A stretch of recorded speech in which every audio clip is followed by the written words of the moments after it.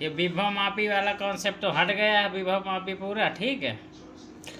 अब तुम्हारा बज रहा है हाइगेंस की द्वितीयक तरंगिकाओं का सिद्धांत लिखकर इसकी सफलता एवं विफलता पर प्रकाश डालिए। तो द्वितीयक तरंगिकाओं का सिद्धांत तो तुम किताब से रट लो, ठीक है। हेलो, इसमें तुमको क्या लिखना है?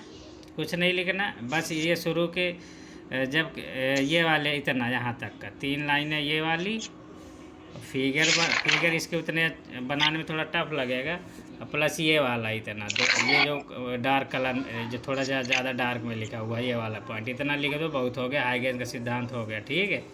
उससे ज़्यादा याद करने की जरूरत, ठीक है। ये तैयार कर लेना क्योंकि ये पूछा जाता है कई बारी। और फिर इसके बाद ये सफलता और असफलता का तो मान लो कि ये वाला ये तुम्हारे बुक में है, तो इसमें तुमको बेफजूल कुछ चीज़ें हटा देनी है। जैसे सफलता में क्या है, इससे किन किन चीज़ों की व्याख्या हो सकी, वो हो गया सफलता, ठीक है। Hello, yes sir. तो इसमें क्या हो गया, जैसे हाइगेंस के से तो परावर्तन अपवर्तन ये तो तुम पढ़े ही हो, डेरिवेशन इसका, तो इन दोनों की व्याख्या कर लिया इसने। और व्यतिकरण की व्याख्या हो गई, और विवर्तन की, 4 चीज़ों की। ये जो टॉपिक एक दूसरे से जुड़े हुए हैं ना, 4 चीज़ों को रट लेना। परावर्तन अपवर्तन इसका तो डेरिवेशन ही की है हाइगेंस के सिद्धांत से, तो वो तो कॉमन सेंस लगा लोगे वहाँ पे बैठ के। अब व्यतिकरण और विवर्तन ये भी इसी से प्रूफ हो जाता है, मतलब व्याख्या हो जाती है।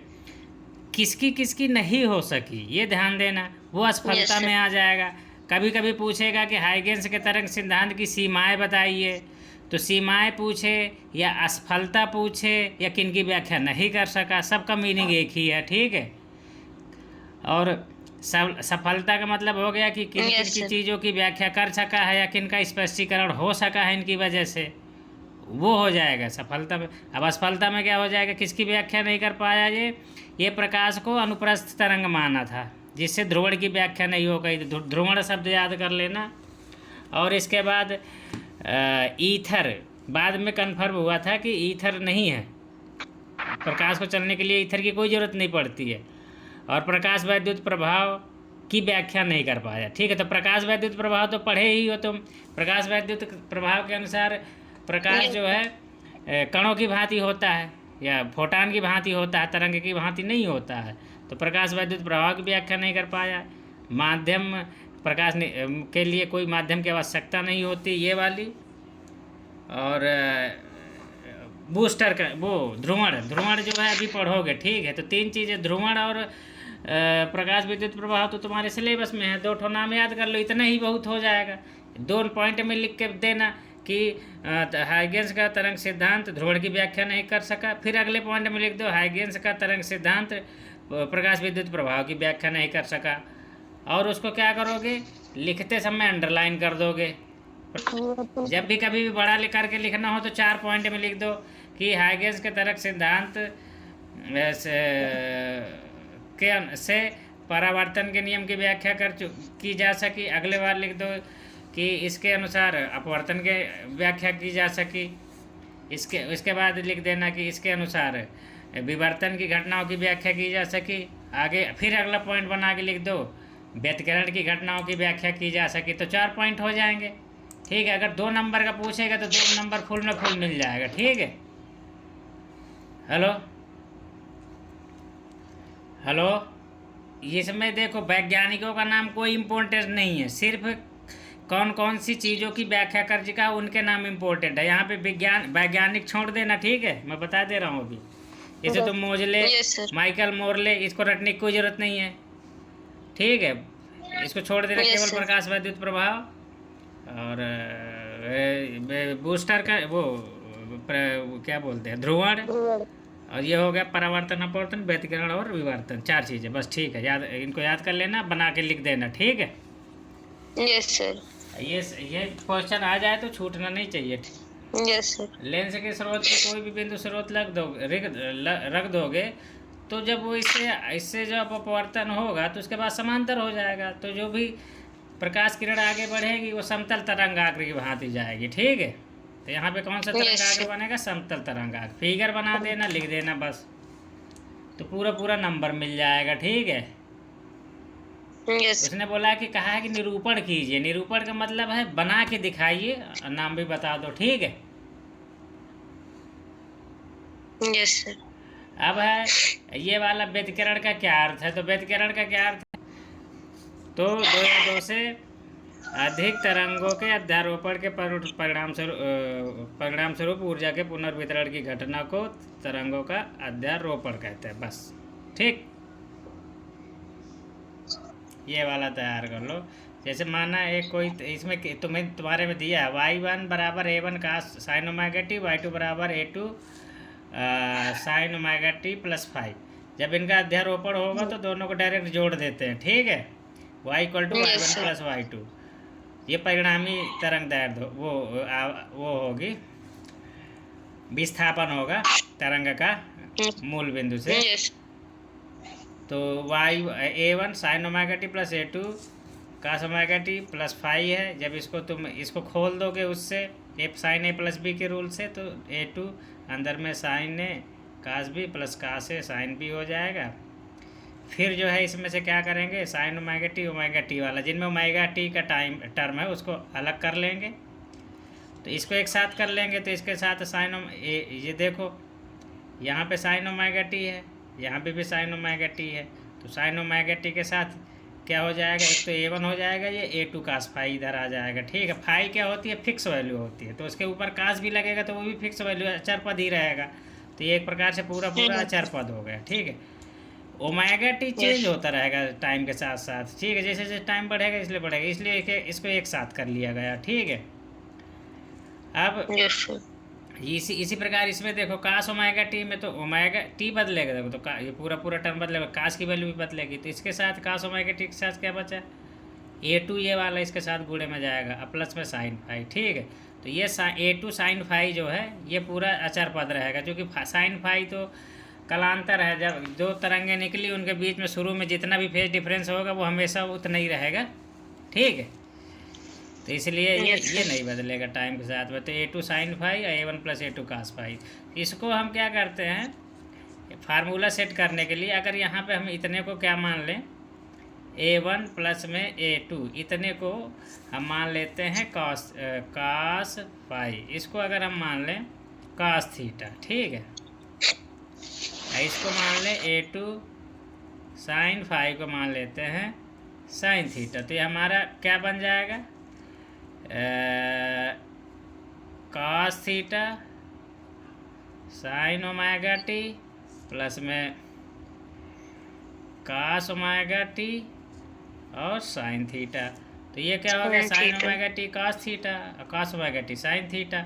इसको सही से देखोगे तो ये हो जाएगा sine omega t plus theta, ठीक है। Yes sir. तो ये यहाँ से ये इतना इस तरीके की परिणामी तीव्रता हमको मिलेगी, ठीक है। Yes sir. ये हमारी परिणामी वायु हो गई। लेकिन यहाँ पे क्या है, अब हम ये देखेंगे कि यहाँ पे हमको मानेंगे इसमें ए कैपिटल ए में लगा दो दोनों में, ठीक है। इसमें भी कैपिटल ए लगा दो, ठीक। तो यहाँ पे भी कैपिटल ए आ जाएगा, ठीक है। तो ये जो है इसका परिणामी तीव्रता का आयाम होगा। लेकिन अब इसकी वैल्यू निकालने के लिए क्या करेंगे, यहाँ पे देखो ये पहली वाले इसका पहला मान लो समीकरण, या तो यहाँ पे इनको पहला मान लिए, इसको दूसरा मान लिए, इन दोनों को जोड़ लिए, जोड़ने के बाद ये सब आ गया, तो इनका अलग अलग नाम दे, इसको तीसरा नाम दे दो, इसको चौथा नाम दे दो। तो यहाँ से अब अगर हम जो ये ए है इसकी वैल्यू अगर निकालना चाहें, कई बार ये निकलवाते हैं एग्जाम में, ठीक है। तो क्या करते हैं, इन दोनों को स्क्वायर करके जोड़ देते हैं। ये पद अभी इस समय ये सारे टेक्निक रट लो, चूँकि अब ज़्यादा इसमें कॉन्सेप्चुअल जाने की ज़रूरत नहीं है। तो इसमें क्या करोगे, इसका स्क्वायर प्लस इसका स्क्वायर करके जोड़ दोगे, तो मैं अगले पेज में कर दे रहा हूँ, ठीक है। तो क्या आ जाएगा, a1 प्लस में a2 कास फाई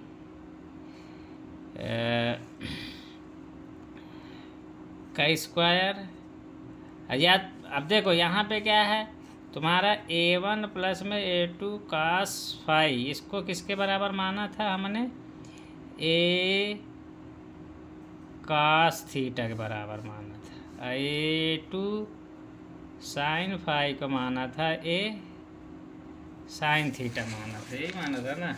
ये देखो A2 तो साइन थीटा माना था। यहाँ से अब देखो कर लेते हैं। जब इन दोनों को स्क्वायर करके जोड़ दोगे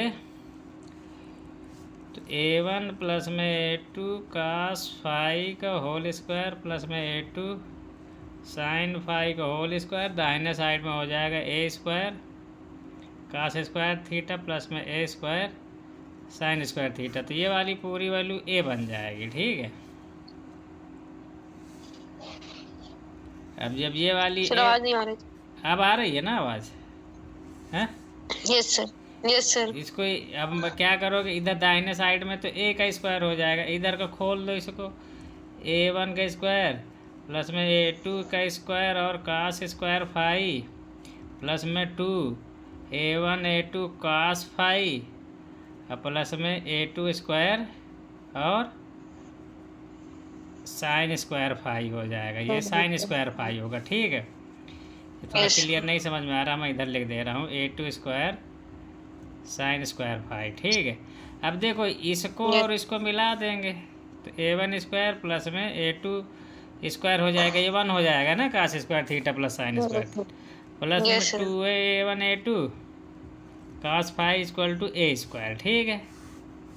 यहाँ से जो परिणामी तरंग की जो आयाम होगा उसका स्क्वायर A1 का स्क्वायर प्लस में A2 square plus 2 A1 A2 cos phi होगा, ठीक है। ये वाली वैल्यू तो इस पे कई बार इसको भी डेराइव कराता है, ठीक है।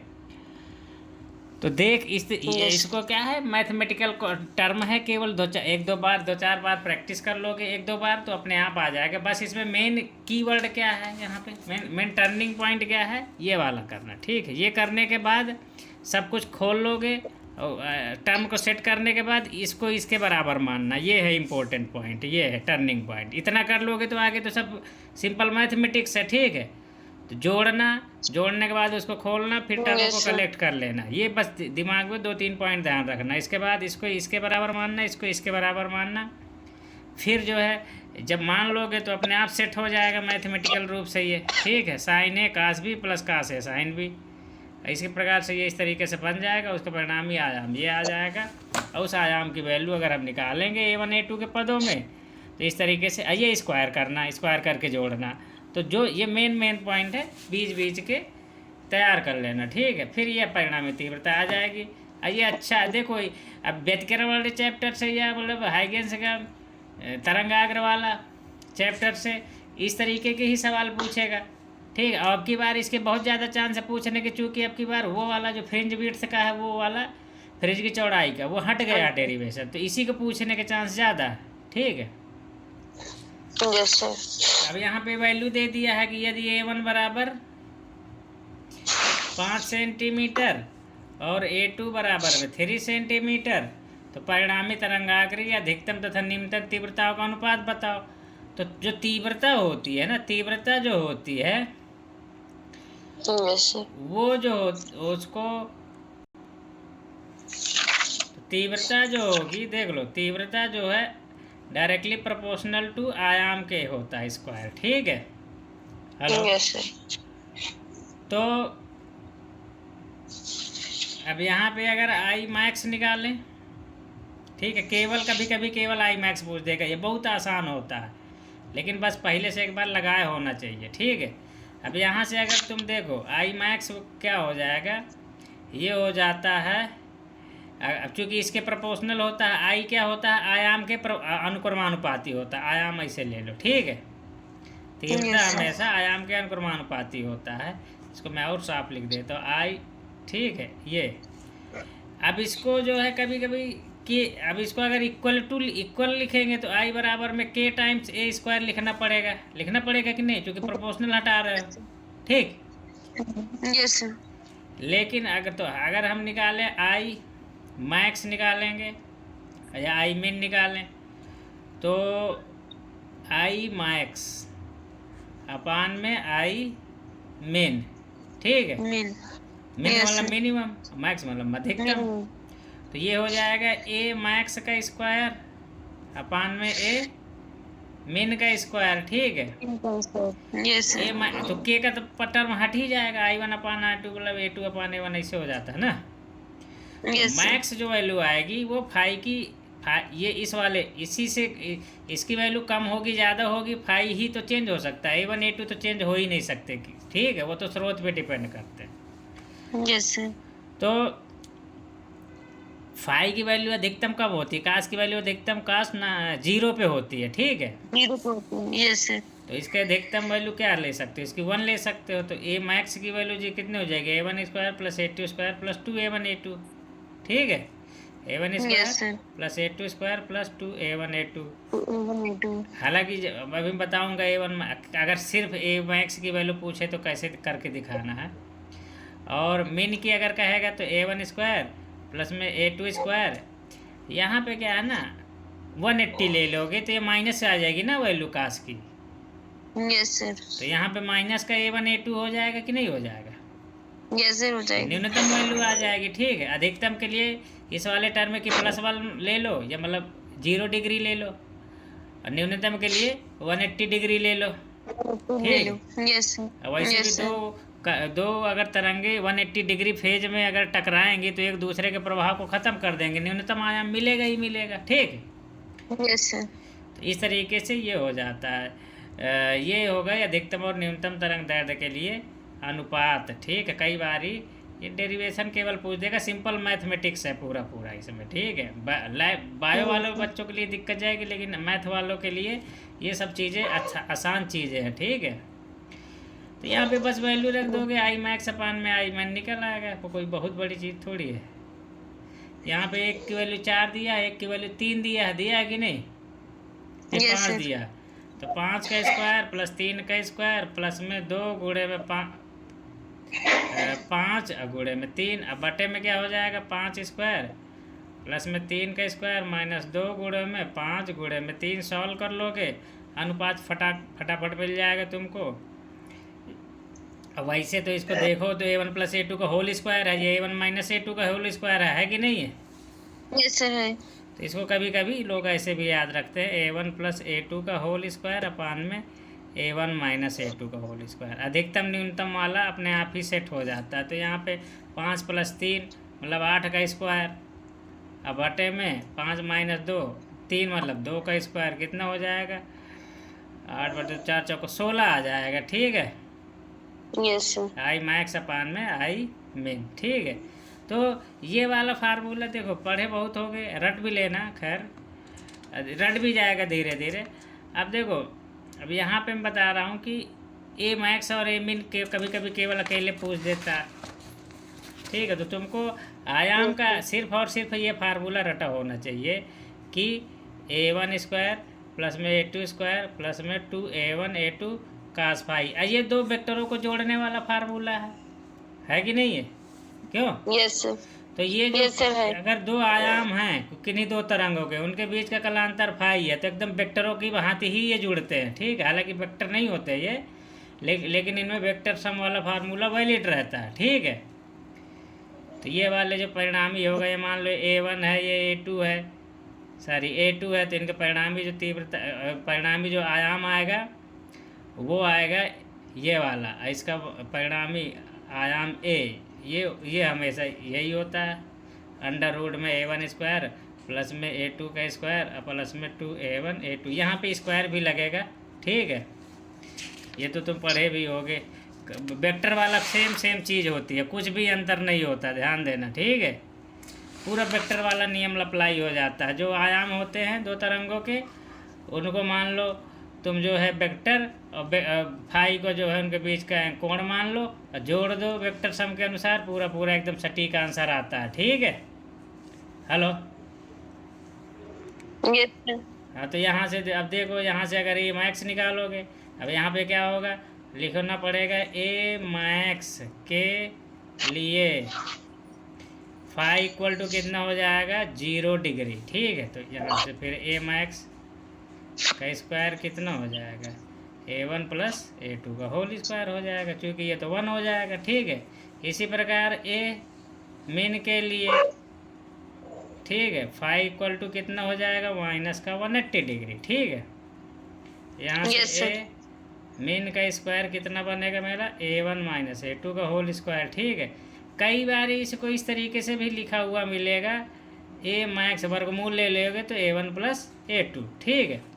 इसी प्रकार से ए मीन कितना मिल जाएगा तुम्हारा, A1 माइनस A2, ठीक है, ये मिल, यस सर। तो ये मीन होता है, ठीक है। तो ये है चीज़ें, ठीक है। और चूँकि जो हमारा तो वो होती है तीव्रता होती है, वो उसके क्या बोलते हैं, आयाम के वृत्त और वर्ग के अनुक्रमानुपाती होता है, ठीक है। उसका ध्यान रखना, लेकिन जो है मैं इसे बता दे रहा हूँ, उसमें के लगाना पड़ता है हमको। तो आई मैक्स अगर मैं निकालूँ, आई मैक्स, तो यहाँ पे जहाँ पे स्क्वायर लिखा हुआ है वहाँ पे अंडर रूट आई लिख दो, ठीक। जैसे A1 है, A1 की जगह में अंडर रूट आई लिख सकते हो। तो के तो लगाना पड़ेगा, क्योंकि के तो हर जगह लगाना पड़ेगा। यहाँ पे तुम लिख सकते हो रूट I1 प्लस में रूट I2 का होल स्क्वायर, ठीक है। ये अनुक्रमानुपाती नियतांक होता है। इसी प्रकार आई मीन अगर निकालना चाहते हो तो यहाँ हो जाएगा के टाइम्स में रूट I1 माइनस में रूट I2 का होल स्क्वायर, ठीक है। Yes sir. तो क्या है, जहाँ जहाँ आयाम हो उसकी जगह अंडर रूट लगा के I1 लिख दो, ठीक है, अंडर रूट I2 A2 की जगह। तो ये होता है। तो ये के हमको इसलिए लगाना पड़ा क्योंकि, अच्छा, यहाँ पे अगर आई लिख रहे हैं तो के नहीं लगाना पड़ेगा, ठीक है, वो अपने आप कट जाता है। Hello hello, yes sir. तो यहाँ पे के नहीं लगाना पड़ेगा, क्योंकि अगर एक तरफ आई है दूसरी तरफ ए है तो फिर के लगाना पड़ेगा। दोनों तरफ आई है तो के नहीं लगाना पड़ेगा, ध्यान रखना। तो ये इस पर बहुत सवाल पूछता है, आई मैक्स अपान में आई मीन। सवाल आसान होते हैं, इनमें अगर कुछ डाउट हो, याद करने में दिक्कत हो तो एक बार और पूछ देंगे और बता देंगे। तो ये इसमें वैल्यूज रख दोगे तो I1 प्लस में I2 अंडर रूट में और स्क्वायर, अगर नहीं स्क्वायर तो नहीं आएगा, यहाँ पे अंडर रूट I1 माइनस में अंडर रूट I2, ये हो जाएगा, माइनस का हो जाएगा मीन वाला, ये वाला फार्मूला। अब इसमें ये जैसे यहाँ पे है, यहाँ इसको आई के रूप में लिखना चाहते हो तो ऐसे लिख सकते हो, ए स्क्वायर की जगह में परिणामी तीव्रता, A1 की जगह में I1 लिख दो, A2 की जगह में I2 लिख दो, और प्लस में 2 I1 I2 और कास फाई, ठीक है। लेकिन यहाँ पे अंडर रूट लगाना पड़ेगा, ठीक है, क्योंकि ये सारे रिलेशन किसके लिए हैं। यहाँ पे अंडर रूट मत लगाओ, क्योंकि होल स्क्वायर भी करोगे, ठीक है। हेलो, अंडर रूट लगा के होल स्क्वायर करोगे तो ये ख़त्म हो जाएगा इसका। तो परिणामी तीव्रता I1 प्लस I2 प्लस में अंडर रूट में 2I1 और अंडर रूट में I2 और कास फाई, तो ये वाला फार्मूला होता है, ठीक है। अल्टीमेटली करना क्या है तुमको, ये वाला फार्मूला पता है आयाम का, तो आयाम जहाँ जहाँ आयाम है उसको अंडर रूट आई से रिप्लेस कर दो, फार्मूला बन जाता है, ठीक है। हेलो, हाँ, तो ये इस टॉपिक के सवाल गलत नहीं होंगे अगर थोड़ा से प्रैक्टिस कर लोगे तो। खैर चलो ठीक है, ये दूरदर्शी का सवाल नहीं है, इसको ध्यान से पढ़ोगे तो पता है क्या, खगोलीय दूरदर्शी का किरण आरेख बनाकर किरण आरेख बनाइए जबकि प्रतिबिंब अनंत पर बनता है। और कह रहा है कि इस दूरदर्शी से 2 किलोमीटर दूर स्थित 100 मीटर ऊंची इमारत को देखा जाता है, तो दूरदर्शी के अभिदर्शक द्वारा बने प्रतिबिंब की ऊंचाई क्या होगी। तो सिंपल हाई स्कूल का सवाल है। और कह रहा है कि अभिदर्शक की फोकस दूरी 150 सेंटीमीटर है, सब कुछ दे दिया उसने। तो ये लेंस का सवाल है, देखने में केवल बार बार अभिदर्शक के ही बारे में तो पूरा पूछ रहा डिटेल, नेत्रिका के बारे में तो कुछ नहीं कह रहा ना। हेलो हेलो हेलो, तो ये अभिदर्शक का मैं बता रहा हूँ, यहाँ से ध्यान देना, ठीक है। अनंत से जो आ रही प्रकाश किरणें इसमें ऐसे डालते, इसका थोड़ा से ये फिगर यहाँ पे बनाते समय ध्यान देना। ये यहाँ पे ये अभिदर्शक का फोकस होगा, ठीक है, और ये नेत्रिका होगी, नेत्रिका के फोकस पर तुम्हारा प्रतिबिंब बनेगा, ठीक है। तो जब इसके फोकस पर ये नेत्रिका का अनंत पर अगर बनाना है अंतिम प्रतिबिंब, तो नेत्रिका का फोकस होगा। ये कौन सा लेंस है तुम्हारा? अभिदृश्यक लेंस है। ठीक है, ये क्या होना है? अभिदृश्यक लेंस है। ये कौन सा है? LO बोल सकते हो इसको। ये नेत्रिका लेंस है, नेत्रिका के फोकस पर ही बनेगा। तो इसे एक ऐसे ऐसे समांतर किरण डालो। समांतर किरण डालने के बाद ये कहाँ जाएगा? इसके फोकस से होकर के ये सीधा पीछे निकल जाएगी प्रकाश किरण। एक दूसरी जो जाएगी इसके वक्रता केंद्र से होकर के जाएगी और सीधा निकल जाएगी। ठीक है, तो ये कहीं आगे कहीं पे भी यहाँ वैसे तो ये किरणें आगे जाके इधर यहाँ से ऐसे एक्चुअल में निकलेगी। ठीक है, ये किरणें इधर तुम्हारी आँख होगी, आँख। ये आगे कहीं मिलेंगी नहीं, अनंत पर बनेगा जाके प्रतिबिंब। कहाँ पर? अनंत पर बनेगा। ठीक है, ये हो गया तुम्हारा, बहुत सिंपल है। ठीक है, ध्यान देना इसमें सिर्फ ये वाला। तुम लोग अनंत पर स्थित वस्तु के लिए जब लेंस के लिए बनाते हो तो हमेशा एक पैरेलल लाइन लाते हो। इसमें थोड़ा स्पेशल ध्यान देना कि 2 ठो तिरछा लाइन ऐसे लाते हैं। ठीक है, मुख्य अक्ष से किसी एंगल पे। ठीक है, अल्फा पे। ये दिखाने की जरूरत नहीं है वैसे, अल्फा वगैरह। ये फिगर ध्यान रहेगा कि नहीं रहेगा? तो ये अंतिम प्रतिबिंब अनंत पर बने या स्पर्शदर्शी की न्यूनतम दूरी बने, तो ये वाला तो फिगर हमेशा सेम ही रहेगा इतना। यहाँ वाला बदलेगा, अनंत पर बनेगा तो हमेशा इसके फोकस पर आएगा। अगर स्पर्शदर्शी की न्यूनतम दूरी बनाना है तो थोड़ा सा अंदर लाना पड़ता है फोकस। इसका अभिदर्शक का फोकस, वो नेत्रिका फोकस यहाँ आ जाएगा, थोड़ा लेंस और इधर खिसक जाएगा। तो ये हो गया, बस काम खत्म। ये इतने से नंबर मिल जाएगा तुमको।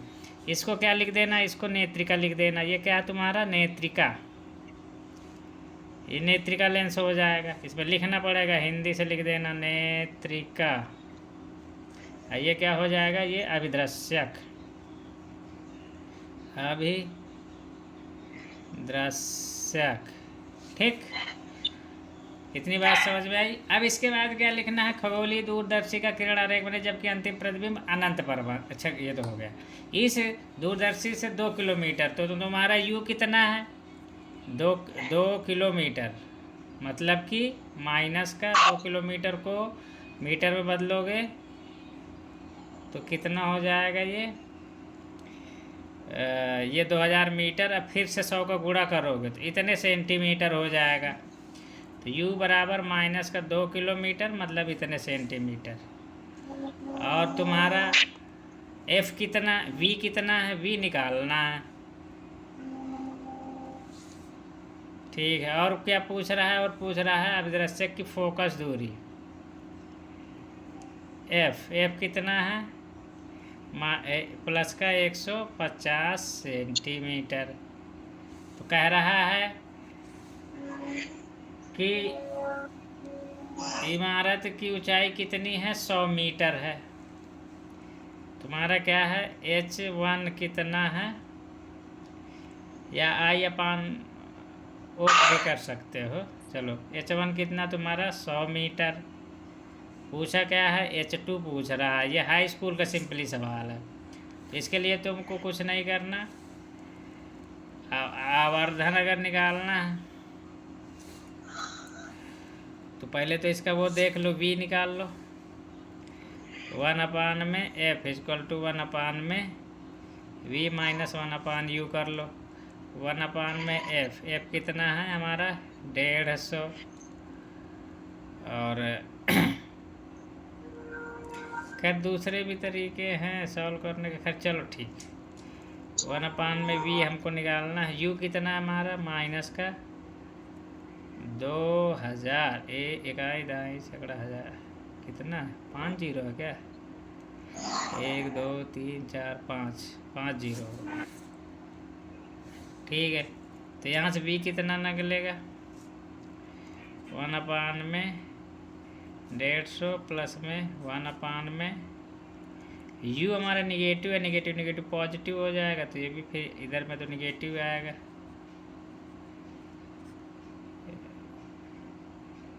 दो 2000 इतना हो जाएगा। इसको सॉल्व कर लो, कितना आता है अभी।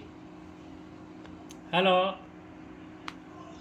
इसमें क्या है, थोड़ा से तुमको ध्यान देने वाली बात है इसमें कि जब इसको सॉल्व करोगे तो ये बहुत बड़ी वैल्यू है बटे Yes, sir. ये 150 है, तो इस ये लगभग इसके कंपैरिजन में इसको इग्नोर मार सकते हो। ठीक है, कैलकुलेशन तो v बराबर में 150 आ जाएगा अपने आप। ठीक है,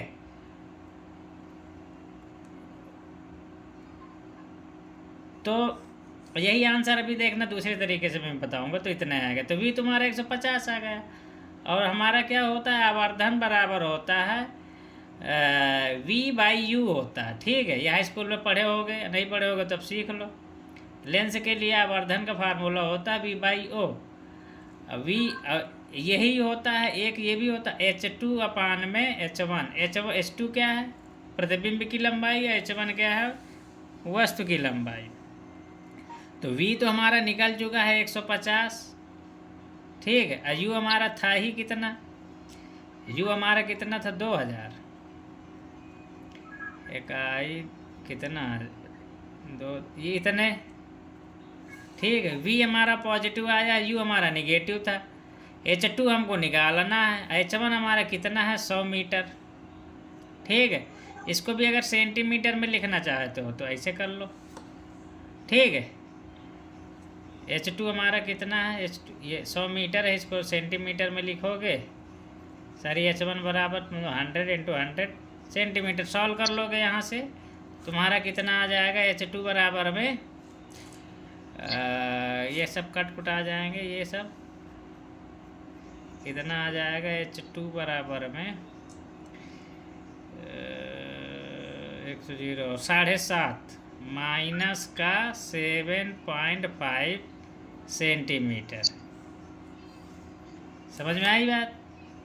हेलो हेलो, देखो कैलकुलेशन करते समय ये ध्यान देना, ये बहुत बड़ी वैल्यू है, इसको छोड़ देना। ठीक है, अरे बड़ी वैल्यू नहीं है, इसके कंपैरिजन में इसका हर बहुत बड़ा है, तो इसमें जोड़ने के बाद भी लगभग 150 के आसपास आएगा। ठीक है, तो इस तरीके से इसको सॉल्व करना है। ये आवर्धन का फार्मूला है, इसे हाई स्कूल वाले बच्चों को तो मैंने खूब बताया है, तुम भी सीख लो। लेंस के लिए आवर्धन के लिए फार्मूला होता है v/u। ये अभिदर्शक की बात कर रहा है। एक दूसरा तरीका इसमें बता देता हूँ तुमको। जब तुम डेरिवेशन करते हो तो अभिदर्शक के द्वारा जो आवर्धन हमको प्राप्त होता है, वो हमारा m जो प्राप्त होता है वो होता है FO/UE। ठीक है, UO होगा, ये UE नहीं होगा। तो यही तरीका है। ठीक है, और कोई दूसरा तरीका नहीं है सॉल्व करने का। कुछ बात समझ में आई? हेलो,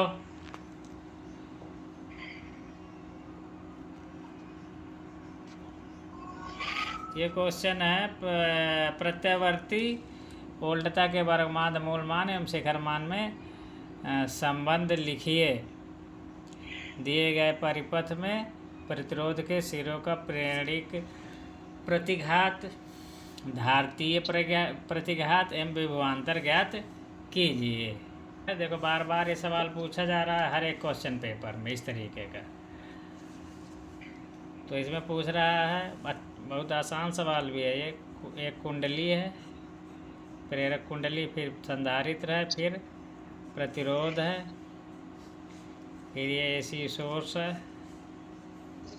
ये इसमें जो विद्युत वाहक जो भी विभवांतर आरोपित हो रहा है 100√2 sin 100πt।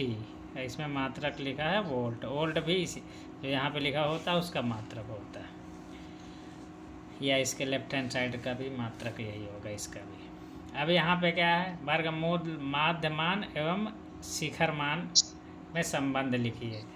तो यह क्या होता है, IRMS बराबर होता है I0/√2। ये पूछा हुआ है पहली बात, तो इसको लिख देना। यहाँ पे ये भी लिखना पड़ेगा, जहाँ IRMS बराबर में वर्ग माध्य मूल मान, और I0 जो हो जाएगा ये हो जाएगा शिखर मान, धारा का शिखर मान,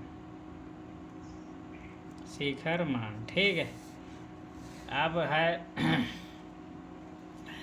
कह रहा कि प्रेरणिक प्रतिघात, धाती प्रतिघात एवं विभवांतर ज्ञात कीजिए। तो प्रेरण प्रतिघात मतलब क्या हो गया, प्रेरण प्रतिघात, ये जो है एक्सेल की वैल्यू पूछ रहा है। एक्सेल बराबर होता है ओमेगा एल। तो यहाँ पे ओमेगा जो होगा यहाँ पे तुलना कर लो इसकी, e equal to e naught sine omega t से तुलना करोगे तो यहाँ ओमेगा बराबर 100 पाई आ जाएगा। ओमेगा बराबर में 100 पाई, ओमेगा की वैल्यू यहाँ पे रख दो, एक्सेल निकल आएगा 100 पाई इंटू एल। तो एक्सेल निकल आया, काम ख़त्म। ये हो जाएगा तुम्हारा एक्सेल कितना हो जाएगा 100 पाई। एल कितना दिया हुआ, एल तो बुक क्वेश्चन में दिया हुआ है। एल बराबर कितना है तुम्हारा 8.1 मिली हेनरी है, ठीक है। तो यहाँ पे एल की वैल्यू रख दोगे 100 पाई इंटू 8.1 मिली हेनरी है। इसको हेनरी में कन्वर्ट करोगे तो 10⁻³ हो जाएगा। तो एक्सेल बराबर में डट गया 10⁻³ तो यहाँ से आ जाएगा 0.81 पाई ओम। मात्रक क्या होगा इसका, ओम होगा, ठीक है। इतना लिख दो, बाद में टाइम मिले तो गुणा करके लिख देना। फिर पूछा है ऋण प्रतिघात। प्रतिघात होता है एक्स सी, एक्स सी बराबर होता है 1 में ओमेगा सी। यहाँ पे क्या हो जाएगा, ओमेगा की वैल्यू 100 पाई है, 80 की वैल्यू कितना दिया हुआ है, सी की वैल्यू दिया हुआ है 12.5 माइक्रोफैरड। यहाँ पे लिख दोगे 12.5 गुणे में 10⁻⁶, क्योंकि माइक्रोफैरड है तो इसको फैरड में लिखना पड़ेगा। तो यहाँ से जब इसको सॉल्व कर लोगे तो एक्स सी बराबर ये ऊपर चला जाएगा, या गुणा कर दोगे तो कितना हो जाएगा, ये हो जाएगा 12.5 पाई और 10⁻+4। तो यहाँ से एक्स सी ये इतना ओम में आ जाएगा। इसको सॉल्व कर लो 12×8 = 96 और फिर कितना हो जाएगा 4 × 36। इसको तो ये तुम्हारा 8 में पाई गुणे में 10⁻² ओम आ जाएगा, ठीक है। इतना लिख के छोड़ देना, कोई दिक्कत नहीं है। या इसको ऐसे भी लिख सकते हो 800 में पाई, एक्स सी बराबर इतने ओम आंसर आ जाएगा। ये तुम्हारा 8.81 पाई आ जाएगा। इस पर देख लेना कहीं कैलकुलेशन अगर कहीं कोई छूटी वूटी हो, मिली हेनरी है तो हेनरी का हो जाएगा, ठीक है। अब इसके बाद क्या बच रहा तुम्हारा, फार्मूला वगैरह इसका पूरा सही है। विभवांतर, विभवांतर जो हो जाएगा VRMS का पूछ रहा है, ठीक है। तो VRMS इक्वल टू जो है तुम्हारा हो जाएगा IRMS × Z, ठीक है। तो Z पहले निकाल लो। तो Z बराबर में हो जाएगा तुम्हारा अंडर रूट में XL माइनस में XC का होल स्क्वायर प्लस में R का होल का स्क्वायर। तो XL हमारा कितना निकला, XL हमारा यहाँ पे क्या करोगे, XL की वैल्यू रख देना, XC की वैल्यू रख देना और प्लस में 10 का स्क्वायर। यहाँ पे XL की वैल्यू है 0.81 पाई और माइनस में इसका है 800 में पाई का होल स्क्वायर और अंडर रूट। यहाँ से Z की वैल्यू निकल आएगी। तो यहाँ से जब तो VRMS इक्वल टू तुम्हारा IRMS की वैल्यू, IRMS की वैल्यू तो हमको पता नहीं है, ठीक है। और एक बार देख लो, ठीक है। Yes sir. देखो इसमें क्या करना है तुमको, VRMS की वैल्यू निकाल दोगे तो V0 में √2 आ जाएगा। फिर VRMS इक्वल टू 100√2 इसकी वैल्यू हो जाएगी, बट √2 से कट जाएगा तो VRMS की वैल्यू मिल जाएगी। फिर IRMS वैल्यू कैसे निकलेगा, VRMS में Z की वैल्यू को निकालने के लिए ये तरीका था, ठीक है। तो ये वाला तरीका, ठीक है। फिर यहाँ से जब निकाल लोगे Z की वैल्यू निकाल लोगे तो IRMS वैल्यू निकलेगी। फिर प्रतिरोध के सिरों के बीच का विभवांतर मुझे मिल जाएगा, IRMS × R कर देंगे। R की वैल्यू 10 होगी, IRMS की वैल्यू यहाँ से जो भी निकलेगी वो रख देना, ठीक है। थोड़ा अजीब सा कैलकुलेशन आएगा, इसको करना पड़ेगा, देखो कितना आता है। जो भी आएगा यहाँ पे वैल्यू पुट कर दोगे, आंसर आ जाएगा। ठीक है, वी आर प्रतिरोध के सिरों का विभवांतर इतना आ जाएगा। यहाँ पे आई आर एम एस की वैल्यू पुट करनी पड़ेगी यहाँ से निकाल के। ये वाली वैल्यू यहाँ पे रख दोगे तो जो भी वैल्यू आएगी यहाँ पे आंसर आ जाएगा। इसका कैलकुलेशन करके मैं कल भेज दूँगा। ठीक है, ये टॉपिक ख़त्म हो गया। ठीक, इसमें अगर डाउट होगा तो इसको दोबारा भी अभी इसको डिस्कस कर देंगे। ठीक है।